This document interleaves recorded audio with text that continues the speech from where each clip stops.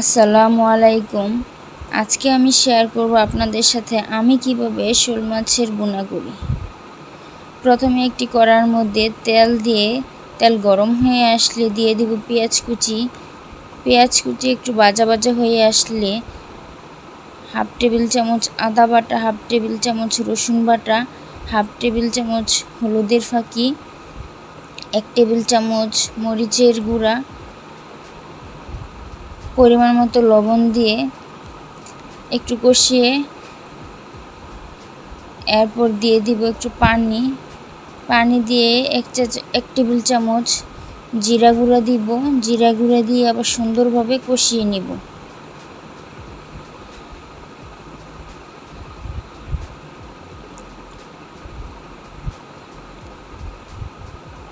কষানো হয়ে গেলে দিয়ে দিব মাছ। আমি এখানে একটা শোল মাছ নিয়েছি।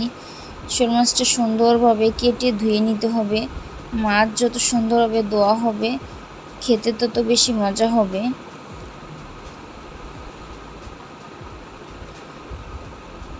এ পর্যায়ে দিয়ে দিব শোল মাছ।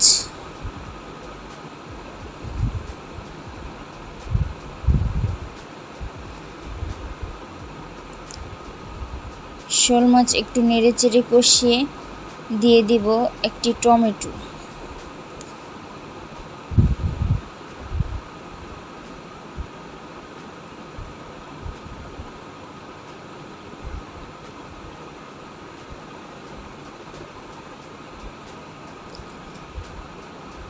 এরপর চুলার আঁচটা একটু কমিয়ে ঢেকে দিয়ে ভালোভাবে কষিয়ে দিয়ে দিব পরিমাণ মতো পানি। বেশি পানি দিতে হবে না, অল্প পানি দিলেই চলবে, কারণ শোল মাছ সিদ্ধ হতে বেশি সময় লাগে না।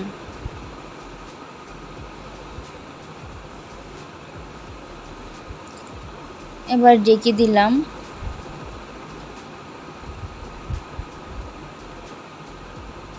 দিয়ে দিব 4-5টা কাঁচামরিচ।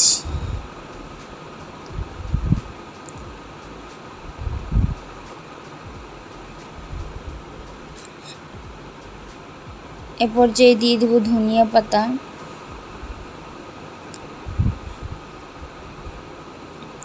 মাছ বোনা হওয়ার 2-1 মিনিট আগে ধনিয়া পাতা দিয়ে দিলেই হবে, অনেক বেশি আগে দেওয়ার প্রয়োজন নেই। হয়ে গেছে আমার শোল মাছের বোনা।